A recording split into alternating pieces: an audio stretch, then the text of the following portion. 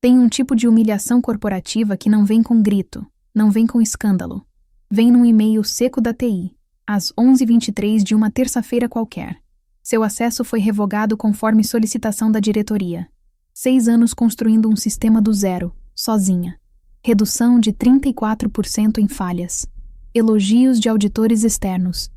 E quando a vaga de gerente abre, contratam um cara de fora, MBA internacional, zero experiência no setor, que entra ganhando 40% a mais do que você jamais pediu. Na cerimônia de boas-vindas, ele agradece à equipe técnica que vai ajudar ele a entender os detalhes. Você está na segunda fileira. Ninguém cita seu nome. 2 dias depois, tiram sua assinatura do sistema. Você vira analista de suporte e espera, porque 3 semanas depois, numa segunda-feira às 14h37, o sistema trava. Operação de 230 milhões de dólares. Prazo expirando. E o novo gerente, desesperado, suando, arranca o fone do seu ouvido e implora: Lina, preciso da sua ajuda. Urgente. Se você quer saber o que aconteceu quando ela olhou nos olhos dele e disse: Eu não tenho mais acesso. Curte esse vídeo, se inscreve no canal e fica até o final. Porque a virada aqui não vem com discurso motivacional. Vem com prejuízo de milhões e uma escolha silenciosa que ninguém nunca vai conseguir provar. O fone de ouvido foi arrancado da orelha dela com tanta força que quase levou o brinco junto. Lina sentiu o puxão antes mesmo de processar o que estava acontecendo. Quando ergueu os olhos, encontrou Márcio. Vilela parado ao lado da sua mesa, com o rosto vermelho, a testa suada e aquele tipo de desespero que só aparece quando alguém percebe, tarde demais, que está afundando sozinho. A voz dele saiu engasgada, num tom entre súplica e ordem. Lina, preciso da sua ajuda. Urgente. Ela não respondeu imediatamente. Apenas segurou o fone que ainda pendia do notebook. Observou o homem que havia tomado o cargo dela 3 semanas atrás e sentiu o silêncio pesado da sala inteira desabar sobre os dois. Todas as cabeças viraram. Todo mundo sabia. A operação de 230 milhões estava travada. O prazo estava acabando. E o sistema Sentinel, aquele monstro de 3 plataformas que Lina construiu do zero, estava dizendo não para o novo gerente sênior de compliance. E ele, o homem do MBA internacional, estava ali, implorando para a analista de suporte técnico salvar a pele dele. Lina respirou fundo, inclinou levemente a cabeça e respondeu com uma calma que cortava mais do que qualquer grito. Eu não tenho mais acesso, Márcio. Você lembra? Minha assinatura foi revogada na quarta-feira passada. A frase caiu como uma lâmina. Márcio piscou 2 vezes, como se o cérebro dele estivesse reiniciando, tentando processar a informação. Mas você sabe como resolver isso. Ele insistiu, agora num tom mais alto, quase desesperado. Lina desviou o olhar de volta para a planilha aberta na tela, ajeitou o fone de ouvido na orelha e digitou 2 células antes de responder, sem nem olhar para ele. Sei, mas não. Tenho mais autorização para tocar no sistema. E voltou a digitar. O barulho das teclas ecoou na sala em silêncio absoluto. Foi nesse exato momento que Adriano Furtado, o diretor financeiro, irrompeu pela porta da área de compliance como um furacão corporativo, com a gravata torta e o telefone ainda na mão, gritando o nome de Márcio num volume que fez 3 estagiários congelarem no lugar. Mas antes de entender como chegamos nesse momento de colapso silencioso, de Lina Cardoso sentada na sua mesa, assistindo um diretor financeiro perder a compostura e um gerente recém-contratado implorar pela ajuda que ele mesmo tornou impossível de dar, a gente precisa voltar 6 anos no tempo. Lina tinha 29 anos quando entrou na Portos Capital, uma gestora de investimentos que administrava 8 bilhões de dólares sob custódia e que ocupava 3 andares inteiros de um prédio espelhado na Faria Lima. Ela foi contratada como analista júnior de compliance, mas a descrição do cargo era uma mentira educada. Na Nessintis. Prática. Ela era a única pessoa da equipe que entendia de tecnologia o suficiente para não travar quando o sistema dava erro.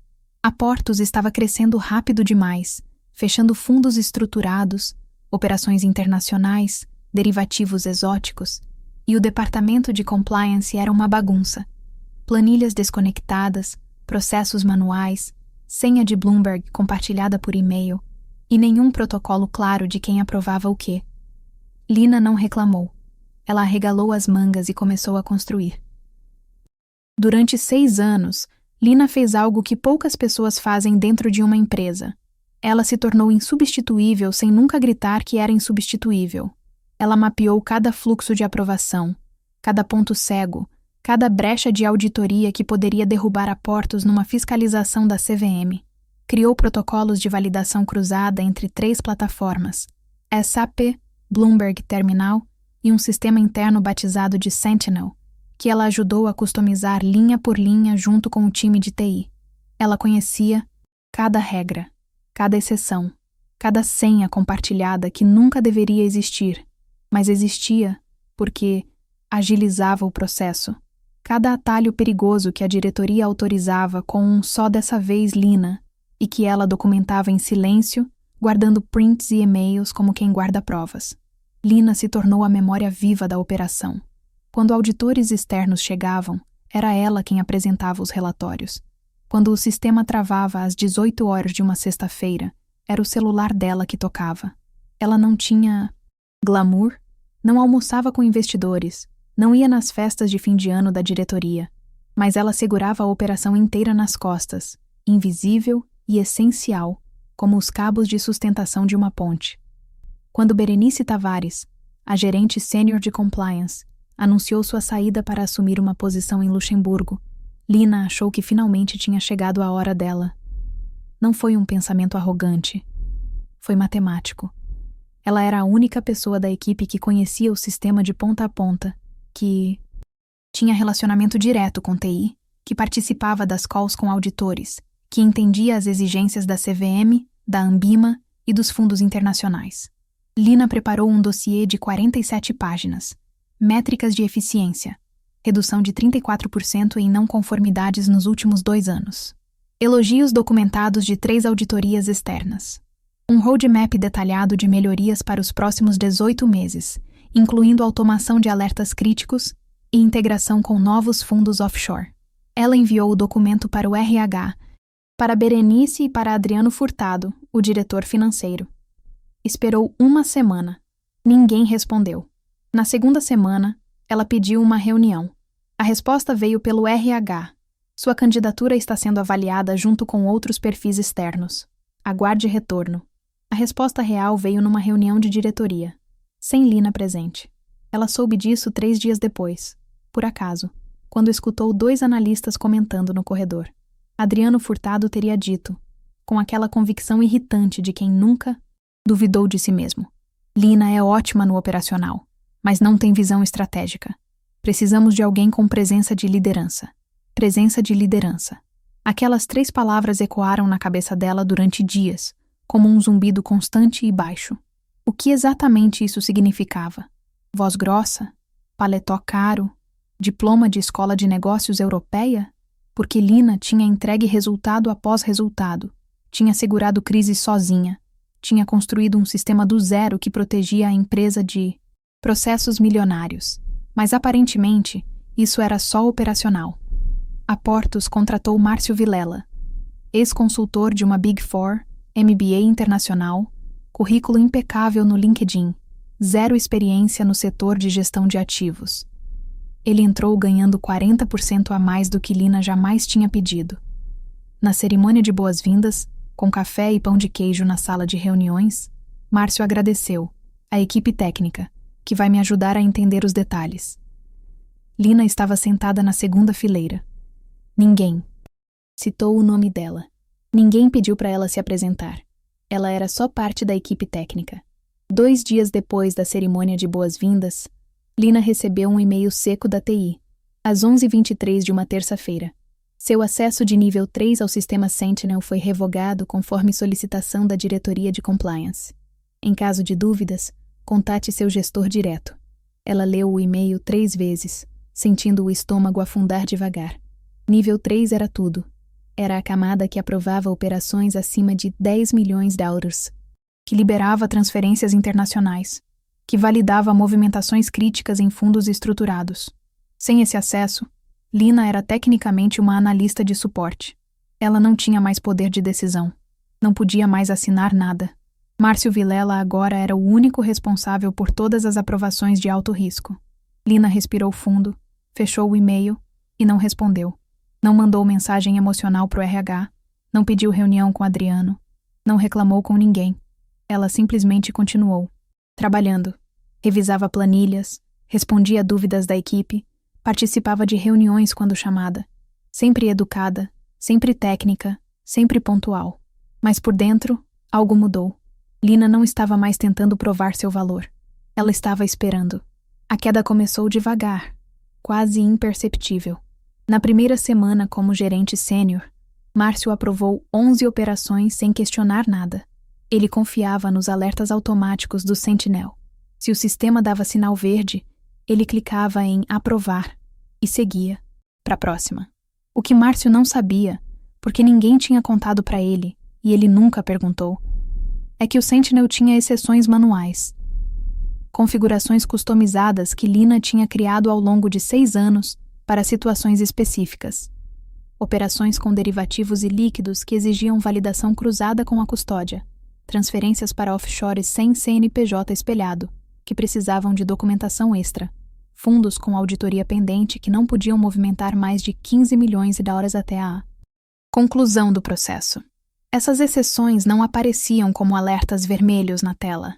Elas exigiam que o usuário abrisse 3 abas diferentes do sistema, cruzasse informações manualmente e confirmasse cada passo antes de liberar. Era uma rotina que só Lina e Berenice conheciam. E que nunca tinha sido documentada oficialmente porque era conhecimento de quem mexia no sistema todo dia. Márcio aprovou tudo sem saber que estava pisando em campo minado. A bomba explodiu numa segunda-feira, às 14h37. Lina estava na mesa dela, revisando um relatório trimestral, quando ouviu o barulho inconfundível de cadeiras sendo arrastadas com pressa no andar de cima. Depois, passos rápidos no corredor. Vozes alteradas vazando pela porta da sala de Márcio. Ela não precisou levantar da cadeira para saber o que tinha acontecido. Ela conhecia aquele som. Era o som de quando o Sentinel trava. A operação em questão era crítica. Transferência de 230 milhões de dólares para um fundo estruturado nas Ilhas Cayman, parte de Benzintino. Um hedge cambial urgente, com prazo de liquidação às 16 horas, horário de Nova York. Se a transferência não fosse concluída, a Portos ficaria com uma exposição cambial desprotegida que resultaria em prejuízo estimado de 18 milhões de dólares. Márcio tinha aprovado a operação às 14h20, confiante, clicando no botão verde como sempre fazia. Só que dessa vez, o sistema travou. Mensagem na tela. Erro crítico. Incongruência detectada entre custódia declarada e movimentação real. Protocolo de segurança ativado. Operação suspensa até validação manual. Márcio tentou cancelar, tentou refazer, tentou logar de novo. Nada. O sistema estava bloqueado e o relógio continuava correndo. Márcio ligou para a TI em pânico. Do outro lado da linha, o analista respondeu com aquela calma irritante de quem já viu esse filme antes. Precisa de liberação manual do compliance, Márcio. Só o coordenador responsável pode destrancar. Tem que ter 2 assinaturas simultâneas no sistema. Márcio desligou e tentou acessar a aba de liberação emergencial. Acesso negado. Ele clicou de novo. Acesso negado. Foi aí que ele leu a mensagem completa, em letras pequenas no canto inferior da tela. Esta operação requer validação simultânea de 2 usuários habilitados. Gerente sênior, nível 3. Place, usuário secundário habilitado, nível 3. O usuário secundário habilitado era Lina, só que o acesso dela tinha sido revogado. Por ordem da diretoria, por sugestão do próprio Márcio, que tinha dito em reunião que não fazia sentido ter 2 pessoas com o mesmo nível de acesso. Adriano Furtado invadiu a sala de Márcio sem bater na porta, com o rosto vermelho e a veia do pescoço saltada. Márcio, resolve isso agora, ou você está demitido antes das 17 horas. Eu não vou explicar para o conselho como a gente perdeu 18 milhões porque o sistema travou. Márcio saiu correndo da sala. Literalmente correndo. Desceu as escadas. Atravessou o open space e parou na frente da mesa de Lina. E foi aí que voltamos ao momento inicial. Márcio arrancando o fone de ouvido de Lina, implorando, suando, desesperado. Ela manteve a calma. Respondeu com aquela educação técnica e inabalável que só quem já foi humilhado em silêncio sabe usar como arma. Márcio tentou argumentar, tentou apelar, tentou usar a hierarquia. Lina, isso é uma emergência. A empresa vai perder milhões. Ela apenas repetiu, com a mesma voz tranquila. Se vocês querem que eu faça algo fora do meu escopo atual, precisam formalizar uma solicitação por escrito, com autorização da Business Centers, diretoria e reativação temporária dos meus acessos. Posso esperar o documento. Adriano desceu pessoalmente, tentou intimidar, falou em espírito de equipe e responsabilidade corporativa. Lina não se mexeu. Às 15h31, Vicente Braga, o CEO da Portos, apareceu no andar. Algo que nunca acontecia. Ele veio direto do 12º andar, de mangas arregaçadas, e pediu, com um tom entre diplomático e ameaçador. Lina, a gente resolve a questão do acesso depois. Agora eu preciso que você destrave essa operação. Ela olhou nos olhos dele e disse, Dr. Vicente, eu adoraria ajudar, mas eu não tenho mais permissão para acessar o sistema. Tecnicamente, se eu fizer login agora, estou cometendo uma violação de segurança da informação. Silêncio. Vicente piscou 2 vezes. Adriano olhou para o chão. Márcio estava pálido, encostado na parede, percebendo em tempo real que ele tinha cavado a própria cova. Às 15h53, a operação foi oficialmente cancelada. O prazo expirou. A Portos perdeu 18 milhões de reais em exposição cambial. O clima da empresa mudou naquela mesma tarde. Era como se o ar tivesse ficado mais pesado, como se todo mundo soubesse que algo grande e irreversível tinha acabado de acontecer. Lina foi para casa no horário, pegou o metrô como sempre, jantou sozinha assistindo série. Não sentiu culpa, não sentiu vingança. Sentiu apenas uma coisa, clareza, porque ela tinha entendido, naquele exato momento em que devolveu o fone pro ouvido e voltou a digitar, que ela não precisava provar mais. Nada. A empresa é que tinha provado algo para ela. Que competência sem título é invisível. Que construir algo do zero não vale nada se você não tiver presença de liderança. E que ser indispensável só importa no dia em que você decide não estar mais disponível. Na manhã seguinte, às 8h15, Vicente Braga convocou uma auditoria interna emergencial. A sala de reuniões do 12º andar ficou ocupada o dia inteiro. Portas fechadas, assistentes correndo com pilhas de papel, gente da TI sendo chamada para cima e para baixo. A ordem era clara: revisar todas as operações aprovadas por Márcio desde que ele assumiu o cargo. E o resultado foi devastador.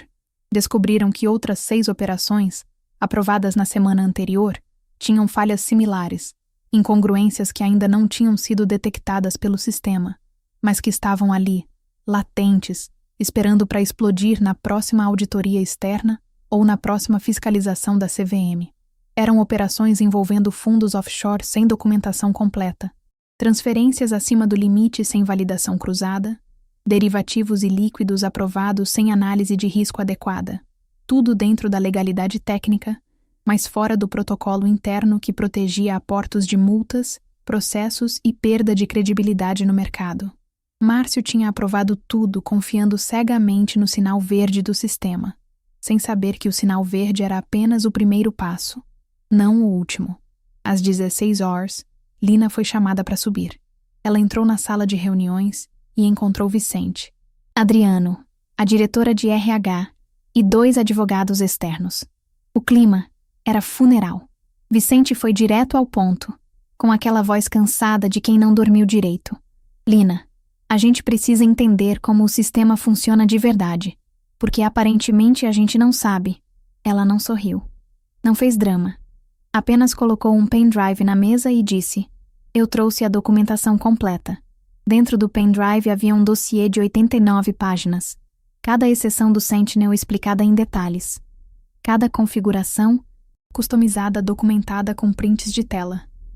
Cada protocolo paralelo que ela mantinha manualmente, com logs de acesso, e-mails arquivados desde 2019 e até gravações de reuniões onde ela alertava sobre os riscos de simplificar demais o processo de aprovação. Tudo datado. Tudo rastreável. Tudo irrefutável. Lina conectou o pendrive no projetor e começou a apresentação.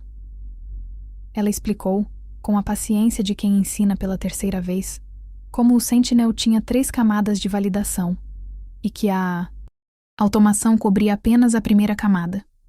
As outras 2 exigiam conhecimento tácito, experiência prática e atenção aos detalhes que só vinham de anos trabalhando com aqueles fluxos específicos. Quando ela terminou, 40 minutos depois, disse apenas uma frase. Eu pedi a promoção porque sabia que isso ia acontecer. Não porque eu queria poder, mas porque só quem construiu o sistema sabe onde ele quebra. O silêncio que caiu sobre a sala foi absoluto. Ninguém piscava. Ninguém mexia no celular. Vicente Braga olhou para Adriano Furtado com aquele olhar que dispensa palavras. O olhar de, você me garantiu que ele era a pessoa certa. Adriano olhou para o chão, com a mandíbula travada. A diretora de RH anotava algo freneticamente no bloco, provavelmente já calculando os custos de uma demissão errada e uma recontratação emergencial. Na sexta-feira daquela mesma semana, Márcio Vilela foi desligado. A comunicação interna foi curta e técnica. Por decisão estratégica da diretoria, Márcio Vilela deixa a posição de gerente sênior de compliance. Agradecemos suas contribuições e desejamos sucesso nos próximos desafios. 3 semanas no cargo. Lina recebeu a promoção na segunda-feira seguinte, não como gerente sênior, mas como diretora de compliance, com aumento de 62%, equipe própria de 5 analistas, assento permanente nas reuniões estratégicas e, mais importante, autonomia total sobre o Sentinel. Ninguém pediu desculpas formalmente. Não houve e-mail emotivo. Não houve discurso corporativo sobre reconhecer talentos internos. Apenas ajustaram o organograma, depositaram o aumento retroativo e seguiram em frente, como se nada tivesse acontecido. Mas todo mundo na Portos sabia o que tinha acontecido. Mas tem uma coisa que ficou no ar. Uma pergunta que ninguém fez em voz alta e que Lina nunca respondeu. Será que ela realmente não podia liberar o sistema naquele dia? Ou será que ela só escolheu não fazer? Porque 3 pessoas na empresa sabem de algo que não está em nenhum documento oficial, em nenhuma ata de reunião, em nenhum e-mail arquivado. Lina tinha um acesso escondido no Sentinel, um login fantasma, criado por ela mesma em 2021, com autorização verbal da antiga gerente, para emergências críticas fora do horário comercial. Um backdoor que nem a TI sabia que existia, porque tinha sido configurado diretamente no banco de dados, fora do painel administrativo oficial. Ela podia ter acessado o sistema naquela segunda-feira. Podia ter destravado a operação em menos de 3 minutos. Podia ter salvado os 18 milhões e rairas. Mas ela escolheu não fazer. E ninguém nunca vai provar. Porque o login fantasma foi apagado por ela mesma na terça-feira de manhã, antes da auditoria interna começar. E o único registro que existia estava num servidor que ela tinha acesso root desde 2020. Lina não contou essa história pra ninguém. E eu só sei porque eu era uma das 3 pessoas. Trabalho na TI da Portos até hoje. E até hoje, quando cruzo com ela no corredor, a gente troca um olhar. Aquele tipo de olhar que significa, a gente sabe, e mais ninguém precisa saber. Se você gostou dessa história, deixe seu like, compartilhe e se inscreva no canal. Comente aqui embaixo de qual cidade você está assistindo.